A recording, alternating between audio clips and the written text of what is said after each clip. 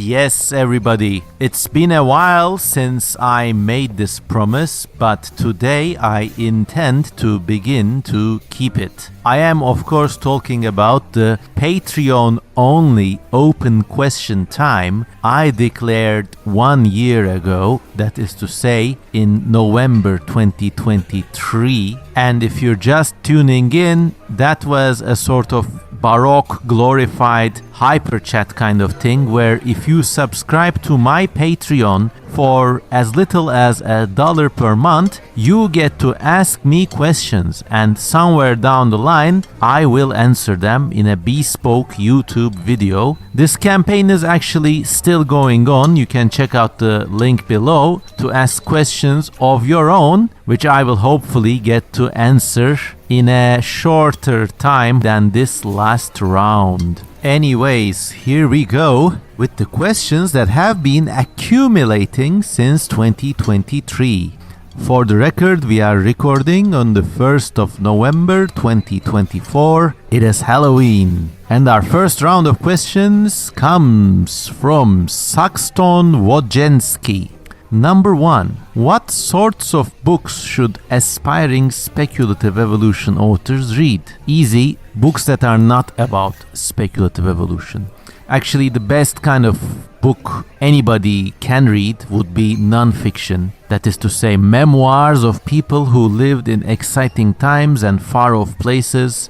Travel writing is also a joy to read, and there are entire bookstores which specialize only on travel literature. If you're lucky or maybe unlucky to be living in London, there's a bookshop called Don't Books, that is DAUNT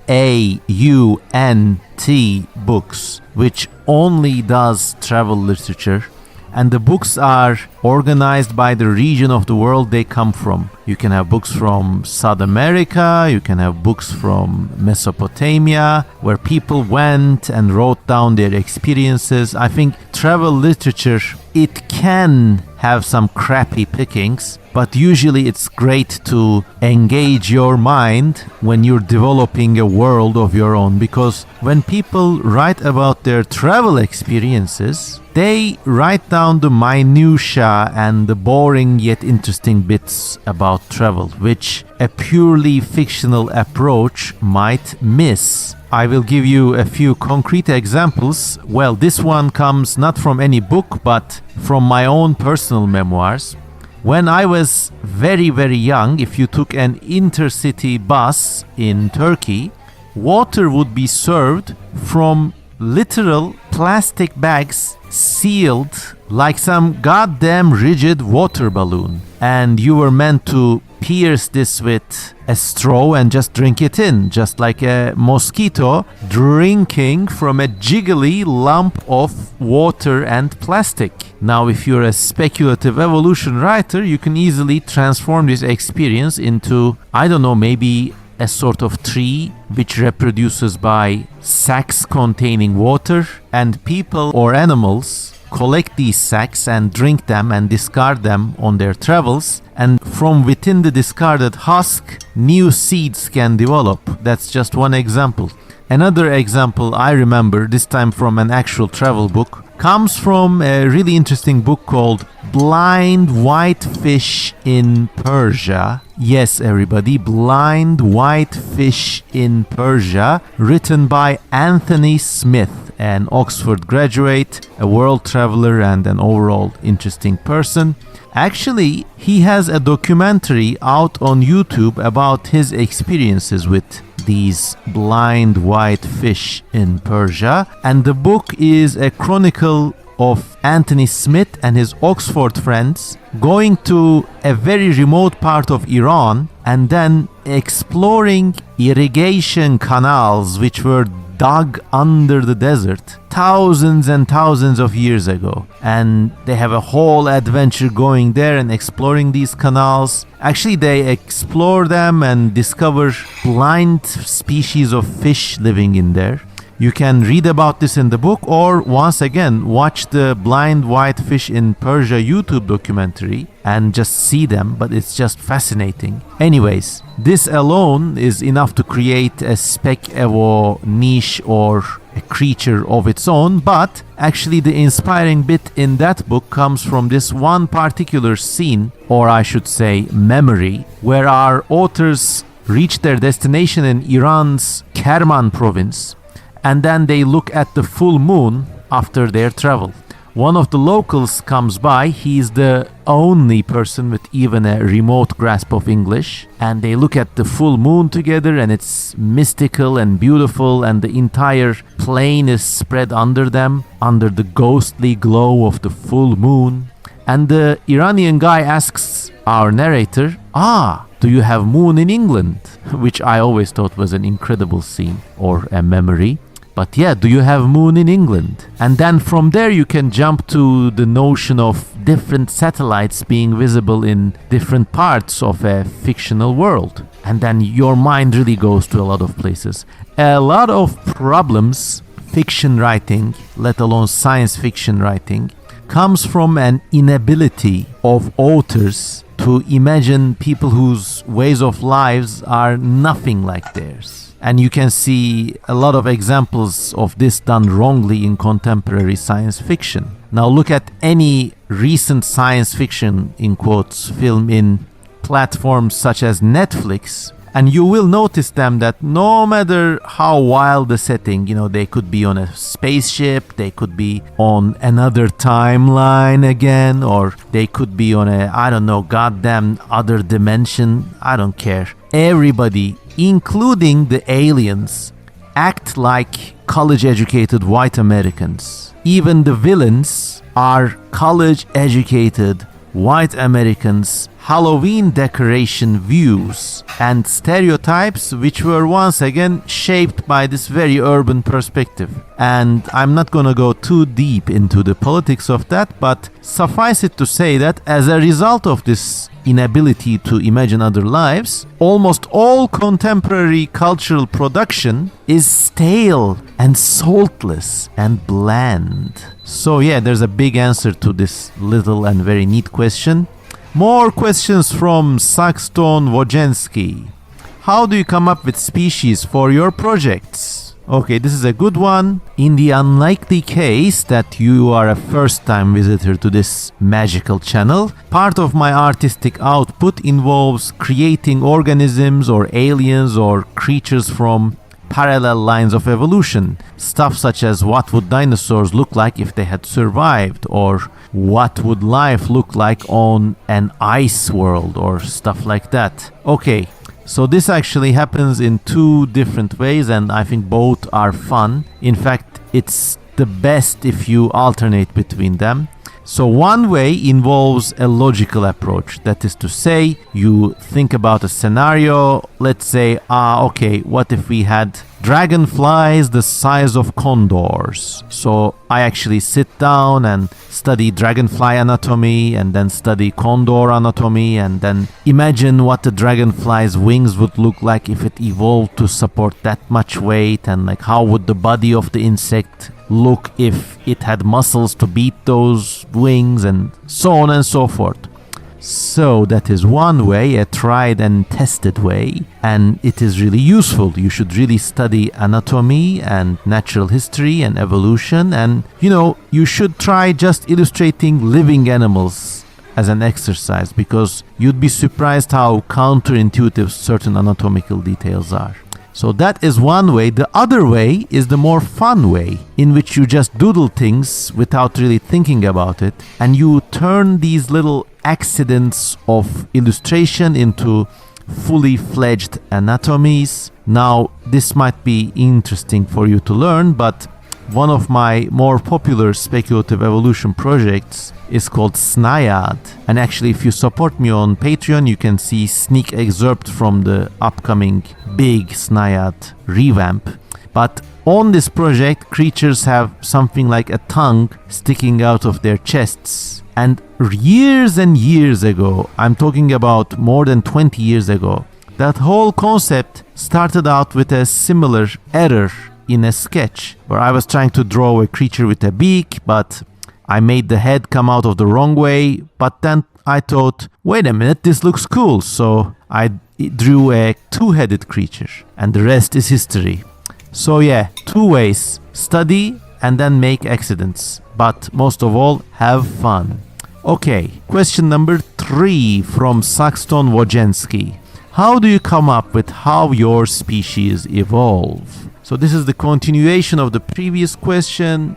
It really helps to study entire clades of animals, and you can do this very easily through Wikipedia these days. Just go to the Wikipedia page of an animal group you're interested in. It could be starfish. Then when you go to that Wikipedia page, usually they list every family or subdivision under that big creature group, and just study them one by one by one by one. You would be surprised to find out how crazy evolution gets from just a few simple starting points. So yeah, study real life animals, and then you get the hang of the rhyme of the poetry that is life, and then hopefully you can start rhyming on your own. Question number 4 from Saxton Wojensky. What are some pieces of advice you can have for beginning speculative evolution authors? Well, I think I've been dishing out such advice for the past 10 minutes, no? But here are some more extra advice. Try to have fun. It's nothing if you're not having fun. Number 2, not every interesting concept needs to be part of a huge project. Imagine you have an idea for, I don't know, an animal that can turn into a wheel and travel like Sonic the Hedgehog on a flat world.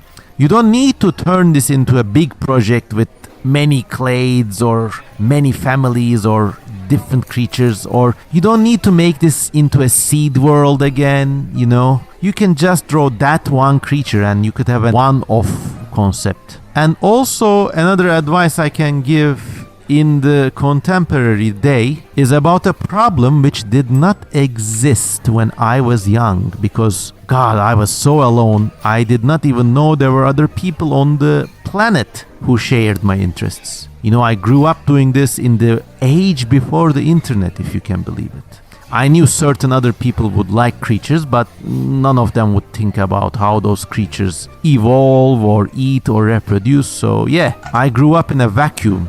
But 20 odd years onwards, and there are entire communities around speculative evolution. And one problem I notice about these communities is a problem common to any human community about anything.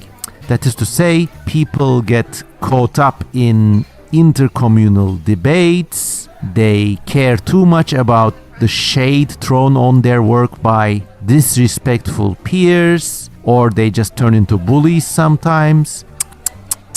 So uncivilized. Don't make me come down there and spank you. Yeah, but in all seriousness, try not to give a fuck about other people or what they think about your work. The worst happens when a normie comes along and disses your work because he or she doesn't understand it, or maybe in a stupid way they're trying to outdo you or something. Try to develop a thick skin and try not to care about what other people say about your work. And as a sub caveat to that, also, this is very important, try not to reveal your work before it is finished. Sometimes a lot of the excitement of the project comes from actually talking about it. And when you talk about this thing, you say, I'm gonna make a world about sharks. There's only gonna be sharks and baby sharks and shit, alright? But what happens then is you get your dopamine hit, and then you run out of the energy to actually go on and draw the goddamn baby sharks. What happened there, bro? Try to get ahead of this phenomenon. It's a very common and a very human failing by not talking about the things you are planning to do. Just fucking do them. Okay, and the final question from Saxton Wojensky is, what advice do you have for people starting to become creature artists or artists in general? Well, I gave a lot of advice just now, but I could still keep on giving. Well, one more advice would be to have fun. It really shows when you look at the pictures that somebody has made, it really shows where they had fun, and you can also tell the parts they were bored when they were doing it. You can really tell this, so always try to have fun. This is art, it's not engineering. If you make a mistake, a bridge doesn't collapse and kill 100 people. You make another painting and you just move on.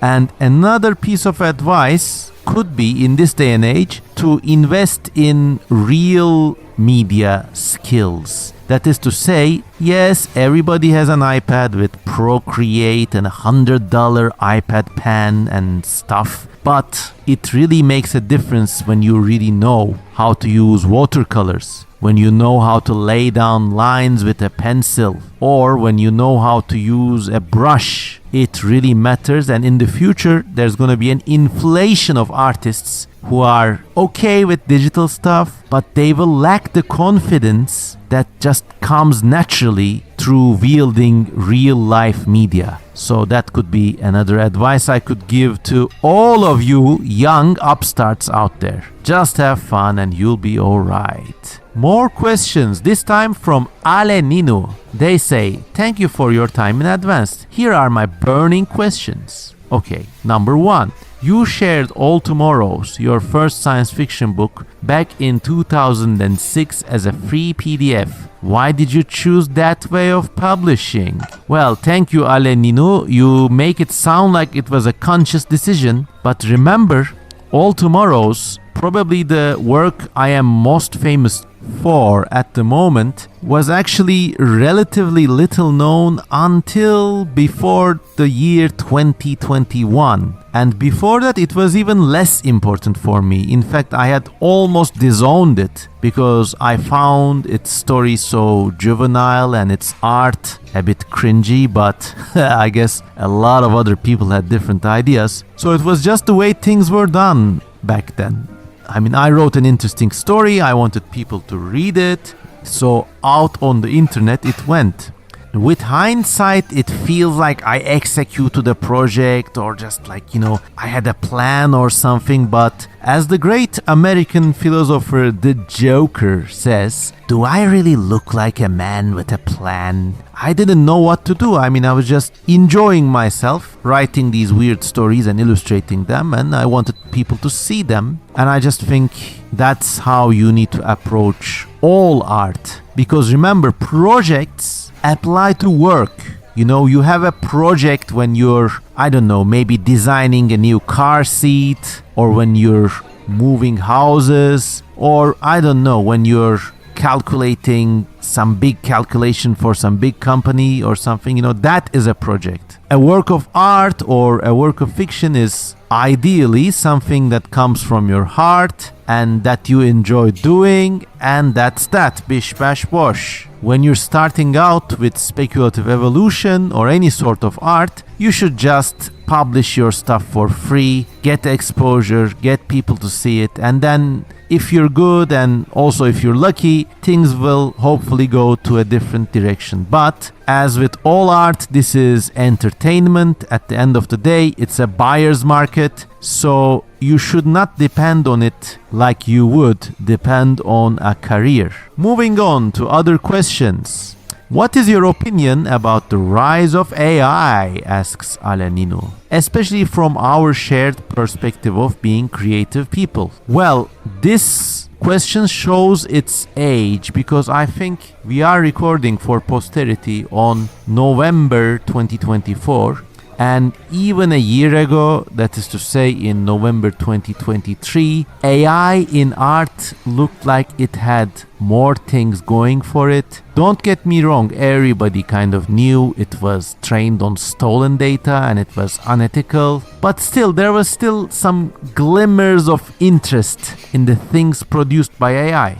Moving on a year later, many AI creations have actually devolved. If you notice, this thing happened between 23 and 24. The algorithms have doubled down on the data they were training on, so the things they spit out are far more predictable, far more cliched, and they have this kind of shiny perfection about them which immediately gives them away.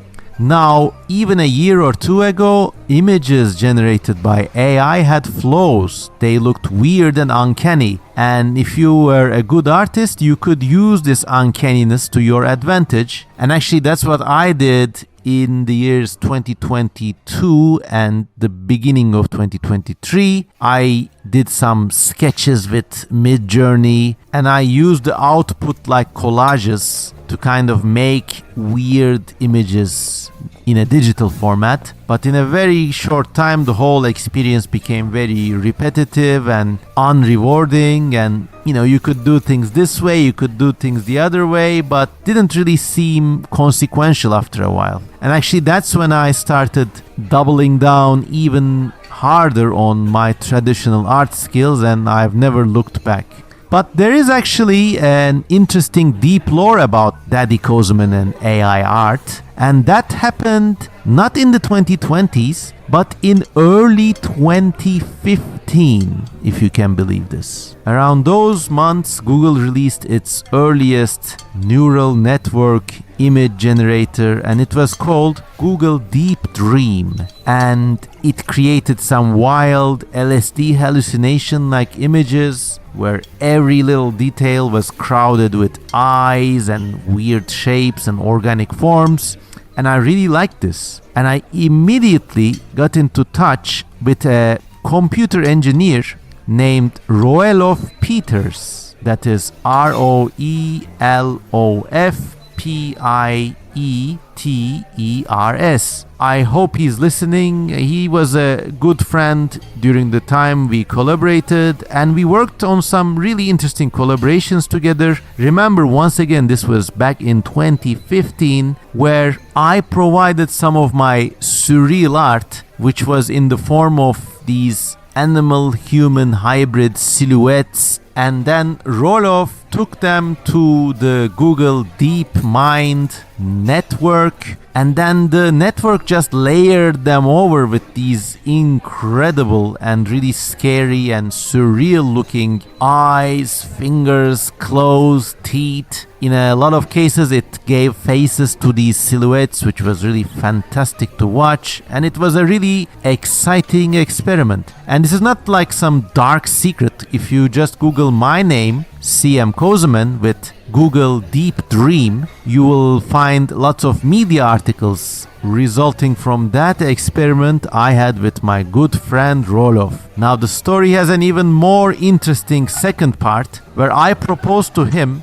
building different folders of mammals, birds, reptiles, amphibians, fish and insects, and then training some sort of monster machine which could take any input we would give it in terms of a silhouette, and we could turn the monster machine to make this look like 25% insect and 75% reptile. And we were both very excited about this. I even volunteered to compile these image folders and tag them. But suddenly, Roelof's end of the collaboration went cold. He did not respond to my emails. And then I think maybe he had some other ideas or other projects. Once again, I'm not bitter or sad about any of these. I think people have different priorities, and I was the one who found this guy out, so it's perfectly understandable if he didn't want to join my crazy monster machine scheme. But in retrospect, I think we kind of invented something like MidJourney, or at least independently developed the concept for something that would work quite like MidJourney. Now, I think my failing there was a lack of imagination. I never imagined that something like this would be trained not just with 200 images of bugs or stuff and just be a little weird monster machine, but they actually trained it with everything, and it became something that could do everything. And then it turned out that actually being able to do everything was boring, really. All this AI shit is a bit hokey, at least in terms of art. Now, I won't deny that it has some advantages to offer when you're coding or when you're doing non-creative work, but in terms of AI, at the time of recording, November 2024, AI is this just some gimmicky, Adobe auto-generate. Get the fuck out of here. I mean, it promises an ability to do everything, yet all we see people doing with that shit is the most boring, saltless, predictable, smooth brain sort of drivel. Oh, for the millionth time, there's a tiger coming out of a forest in somebody's closet. Oh, look, it's a black guy, but his head is shaped like a videotape.